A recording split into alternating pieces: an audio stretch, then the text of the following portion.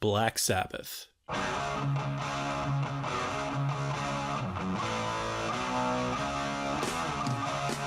It's pretty hard to describe Black Sabbath in a meaningful way to those unaware of not just the band, but of metal in general. It's like mansplaining the importance of Bauhaus to a goth chick.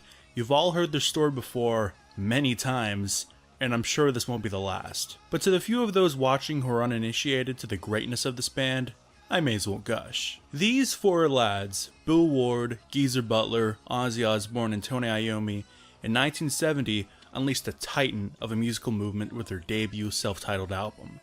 This record is known by every Tom, Dick, and Harry to have created the genre of heavy metal.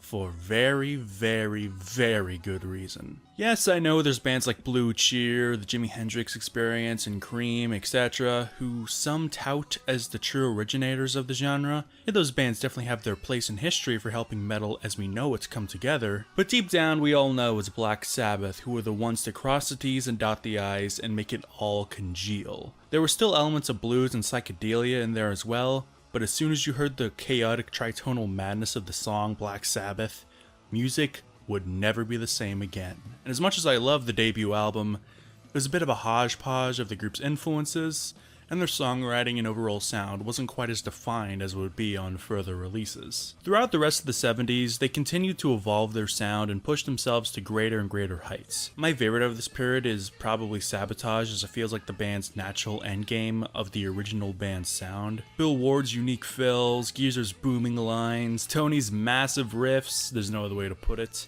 and Ozzy's voice was never this good again.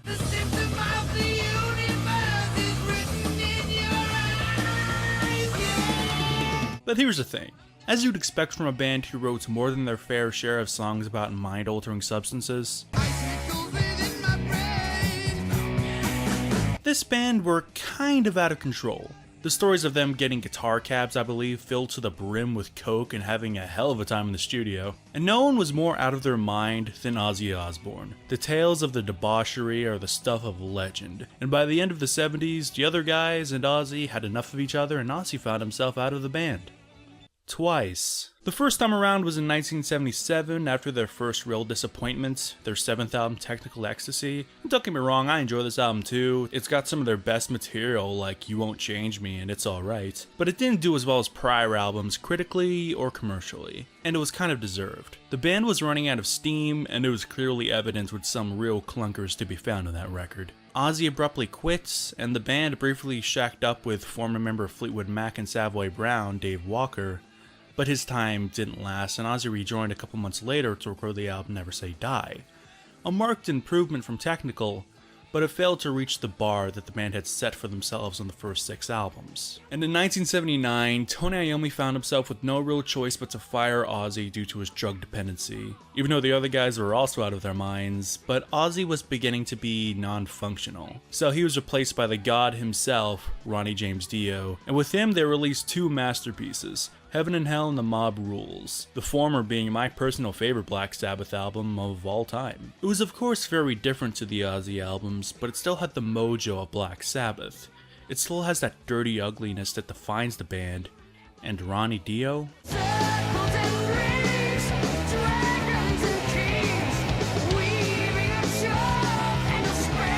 You can't argue with that. But despite the critical and commercial renaissance the band had with Ronnie, Black Sabbath were secretly just as dysfunctional with him as they were with Ozzy, as showcased with the disaster of a live album, Live Evil, released in 1982, and the story of this album's production are legendary. A complete he said she said drama and press war ensued. At one point Tony said Ronnie was, and I quote, becoming a little bit of a Hitler.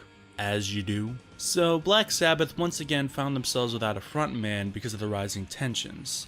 And who should they get to handle the mic next? Nobody else but an old friend. We'll get to that a bit later. Don Arden, the band's manager, was desperate to reinvigorate the band as his daughter Sharon shacked up with Ozzy and managed him to great success as he left his former band in the dust. And I'm sure many of you are aware of how bad of a manager Sharon Osbourne is in terms of fucking over Ozzy's band members and other bands entirely. But her father may have been even worse. He used intimidation tactics, threatened harm on anyone who caught his ire, swindled money from everyone he worked with, and was in general a horrible person. He was known as the godfather of pop for many years. He was not someone you wanted to get on the wrong side of. Even his own daughter allegedly fell victim to him when she went to visit him in the early 80s. He sicked his dogs on her and she lost the child she was pregnant with in the aftermath. Dude. So you can imagine that he would pull no punches in getting Black Sabbath back on top and squashing Ozzy's career to dust. And as all who are familiar with this story know, that didn't happen. If anything, the opposite happened. After the mob rules, Black Sabbath never had another album surpass 500,000 copies sold until the Reunion Live album in the mid-90s when Ozzy came back. And there's reasons why this is. There was Sharon sabotaging them by giving ultimatums to promoters. There was the, let's say, less than stable lineups, and the subjective quality of their output. But I think the main problem was Sabbath couldn't really adapt themselves to the changing trends in metal and hard rock. They couldn't shake the stigma of being yesterday's metal band when kids wanted bands like Motley Crue, Rat, and Wasp, and a lot of those problems can be traced back to Born Again. It's now seen as a cult classic and an underrated piece of Sabbath's history by fans today, but at the time it received very little fanfare due to a subpar mix, lack of commerciality in the singles, and this album cover. It was the first Sabbath album to not go gold, and the tour found the band playing smaller venues, and many ended up being cancelled, likely due to poor ticket sales. But to truly understand this bizarre moment in metal history, you have to go back to the start of it. When Ronnie left, he took their new drummer, Vinny Appice, with him to form his new band, Dio, who would go on to have much success. And in his absence, he left a huge sonic space to fill. So who could the band pick as their new vocalist? The band considered such iconic voices like David Coverdale and Robert Plant, and there was even an audition tape sent from then unknown Michael Bolton. I really wish I was kidding. But from the suggestion of Don Arden, former Deep Purple frontman Ian Gillan was chosen, and funnily enough, he wasn't really into the idea of joining, but after getting absolutely shit-faced with Tony and Geezer at a pub, he woke up the next day to his manager telling him he agreed to join the band, to which Ian responded with, "I did what?" And to be fair, I can't say I've never had the same expression after a night of heavy drinking either. But according to some sources, they're originally going to build themselves as a supergroup of sorts, and that's how they approached writing and recording the record. But after the sessions, their label Vertigo decided that it would go out under the Black Sabbath name instead. How true this is, I don't know, as it goes against other sources I've seen, and it's never even mentioned in the extensive booklet in the deluxe edition of this album, so make of it as you will. But I'm not sure if I buy it, as this album does not sound that different from other Sabbath albums, at least from a songwriting perspective.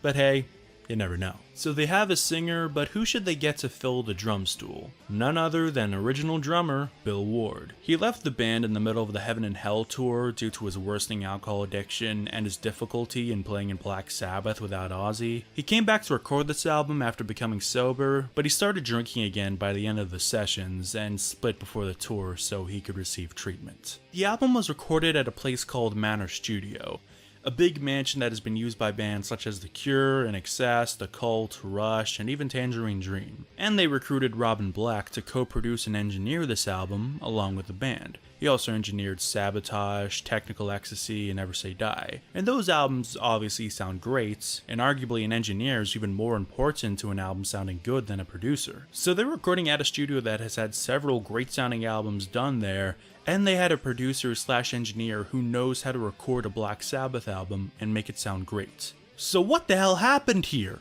Come on, which one of you did it? Come on, fess up. Also, during the recording, Ian Gillan told Tony Iommi he was going to set up a marquee tent to live in whilst recording the album, and he thought it was a joke until he showed up on the first day and saw his tent set up and thought, fucking hell, he's serious. But enough of the backstory, let's just get into the opening track and lead single, Trashed. But if you're enjoying this video, don't forget to like and subscribe. Okay, thanks, bye. The first thing you notice while listening to this track is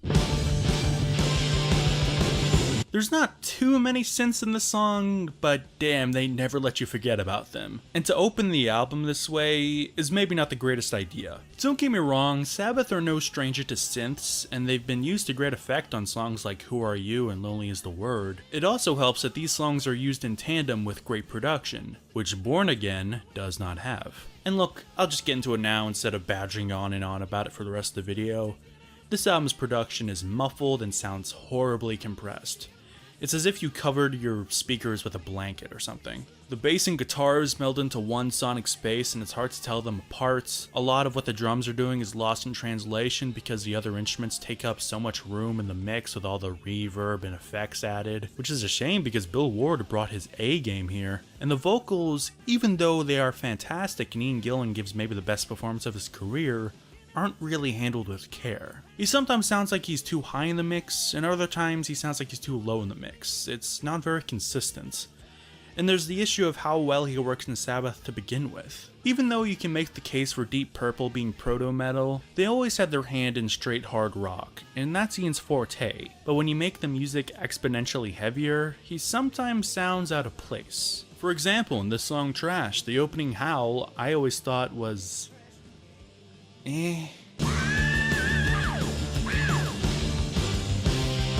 But here's the thing, I do actually like this song. It's not my favorite Black Sabbath song, in fact I think it's one of the weaker cuts on this album, but it by no means sucks. The drums are great even if it is really hard to hear them, but if you wince you can tell Bill is doing some really cool stuff. And I also love the grinding, chugging guitars and how they harmonize with the vocals in the pre-chorus in a really odd way, which adds to the song's theme of being blitzed out of your mind.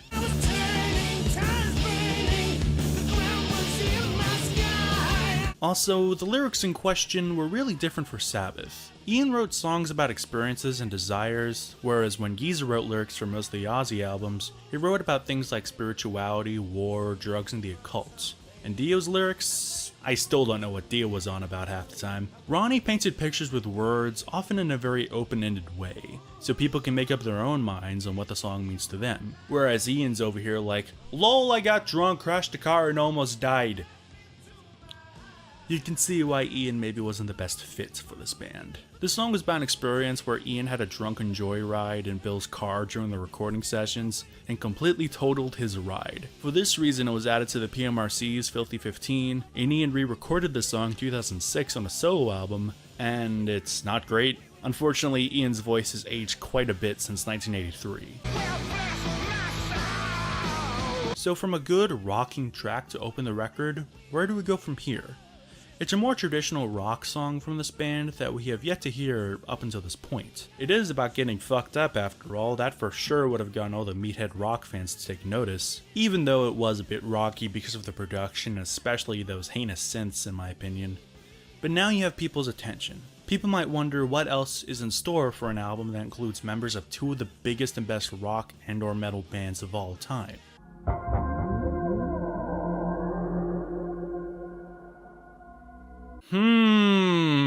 So in case you were wondering, we are not done with the synths yet. We have an entire instrumental entitled Stonehenge to be reacquainted with them, along with what I am pretty sure is Geezer messing around with the delay pedal, and it's really nothing special. But it is thankfully short at just under 2 minutes, so it won't bore you for too long. But what is more interesting is the backstory regarding Black Sabbath and Stonehenge. It was Geezer's idea to have life-size Stonehenge props for the stage show. Is this reminding you of anything? Let's hear your suggestions. Stonehenge. Stonehenge. As seen in a huge plot point for the classic comedy This Is Spinal Tap, sorry, spoilers for those who have yet to see a movie that came out 40 years ago, the band had a pretty huge mishap involving a Stonehenge stage prop. In the film, there's a mix-up and the monument is comically small, confusing feet for inches, whereas on the Born Again tour, they confused feet for meters, and it was too big to use in most venues they played. And as interesting as the story is, I much prefer Spinal Tap Stonehenge. Stonehenge, where the demons dwell, where the banshees live and they do live well. We are now 2 tracks in, and it has been far from awful, but the meeting of these metal giants seemed to work better on paper, and the record is kind of underwhelming.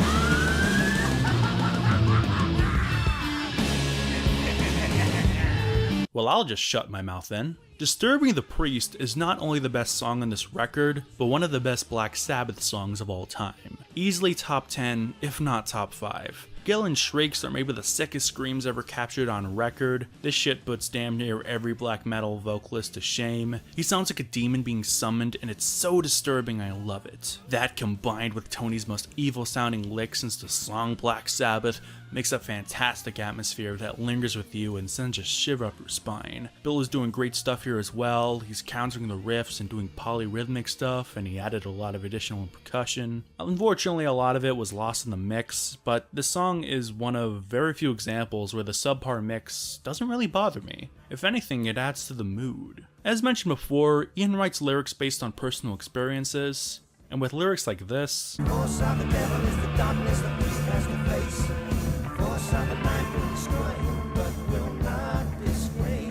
damn dude, what the fuck happened? Well, turns out during the band's rehearsals, they were playing near a local church and they interrupted choir practice. You disturbed the priest, alright. And after one of the finest Black Sabbath songs of all time, we then get another pointless atmospheric instrumental, god fucking damn it! But unfortunately, it's very short-lived and acts more as an intro for the second single, Zero the Hero.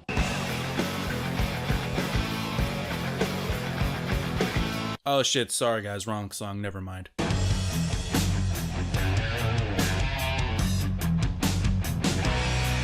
God fucking damn it. Okay, this one should work.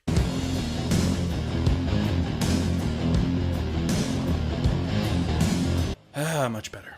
This song grinds and churns very menacingly. It can be repetitive at times, but it never gets tiring, because it builds in intensity as it goes on. Tony's solos are magnificent, and the synths also add a lot to this track. This is an example of synths working with Black Sabbath very well. This is proof it can be done right. I'm looking at you, Trashed. And speaking of Trashed, this song's music video actually is a continuation of the music video for Trashed. After these people capture this guy for reasons, they take him to some kind of dungeon to be experimented on or some shit. It's kinda hard to follow. Also, this video is pure nightmare fuel. I'm gonna be up for weeks after watching this, and is that fucking Hitler? And as we flip the record over, we get one of the more stupid Black Sabbath cuts, Digital Bitch. It's one hell of a name for a Riot Girl band, but for a Black Sabbath song, I don't know. There's a lot of rumors that this song is about Sharon Osbourne, and though the band have always denied it, I fall into the demographic that believes it's about her. The lyrics track and describe Sharon to a T, besides the line about computers.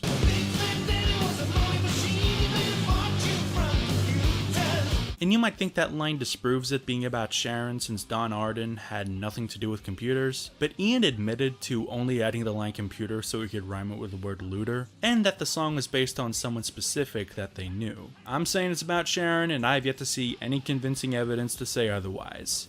And as for the song itself, it's an up-tempo rocker with a sick riff, and I'm not too good for a Black Sabbath song that falls into that description, even if it is slightly, well, dumb. Now we have the title track, and I'm very happy to say that we're back to the excellent standard you would expect from Sabbath. The song Born Again slows things down to a crawl, but it's never boring because it always maintains an impeccable groove thanks to Bill and Geezer. It reminds me a lot of Planet Caravan since both songs are on the lighter side, and they both have lyrics that touch on existentialism and our place in the universe. But Planet Caravan always remains mellow and has lyrics that are much easier to decipher, whereas this song kicks it up a notch at the chorus and features lyrics that really make you think, which is a real rarity on this album since Gillen's lyrics are rarely this philosophical. Also, Ian's performance is jaw-dropping. He's putting everything into it, and that solo is one of Iommi's best of his entire career.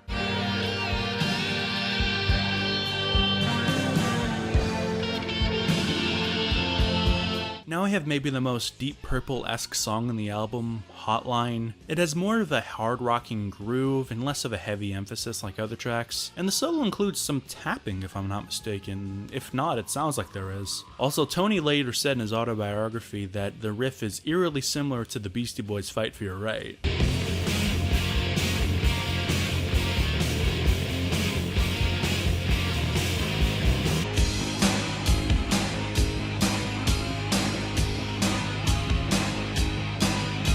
Besides that, nothing else much to say. It's fine, but probably my least favorite on this album, not counting the instrumentals. Finally, we have the closer, Keep It Warm, maybe the most stereotypical Black Sabbath song to be found on this album. It has the traditional doomy riffs, the thumping bass, along with slightly unorthodox drumming. I could easily see Ozzy singing this song, though maybe not Dio. It reminds me of something from Master of Reality or maybe Volume 4. It does have a very commercial chorus that almost doesn't fit, but Ian sells it so well that you have a hard time carrying, and it puts a nice bow in this album to end it solidly. And that puts an end to Born Again. A lot of people hate this record, and I can't pretend I don't see why. Ian was probably not the best choice for Sabbath, and that production, it's very hard to overlook. And speaking of the production, you might be wondering why it sounds this way. Well, Tony offers one explanation. He says that Ian accidentally blew out the speaker tweeters because he played the backing track so loud while tracking, and they were never replaced and or they didn't notice, so the entire record was mixed and mastered with faulty equipment. And to those who don't know what a tweeter is, it's the smaller speaker that can be found on most speaker systems. Its purpose is to emit the higher range frequencies and the treble, which makes sense why this album sounds muffled and blown out, pardon the pun. The band said that they never heard the finished product until after they went out on tour, and by that time it was already in the charts and there was nothing they could do about it. Recently Tony said he found the Born Again tracks and he's expressed some interest in remixing it, but there's no definite plans to commence with it, at least not yet. And I'll speak for everyone when I say, please Tony, these songs deserve so much better. The remastered album sounds better than the original, it's clearer and sounds less compressed, but it's not a huge improvement. There's only so much a simple remastering can do in this situation. Then there's the case of this awful album cover. It was designed by Steve Crusher Jewell, I believe it's pronounced, who also worked on some Ozzy album covers during that time, and he was a designer for Kerrang! He said he gave them some deliberately ridiculous designs so he could just enjoy the inevitable rejection fee, but oh dear, they did not reject him. He took an old picture of a baby from a medical textbook of some sort, he photocopied it a couple dozen times, overexposed the image, used maybe the worst choice of colors I've ever seen, and gave the baby fangs, nails, and horns, and called it a day. Tony said he liked it, Geezer said, and I quote, "It's shit, but it's fucking great," whereas the other members were not as kind, as Gillan said that he puked when he first saw it, and I mean, I can't blame him. It's become a famous image for all the wrong reasons, and yet I can't say I really hate it. It's garish and disgusting, but it fits with the music, I guess. And speaking of the original picture of the baby, there's also another band who used it first for a single. And guess who it was? Just guess.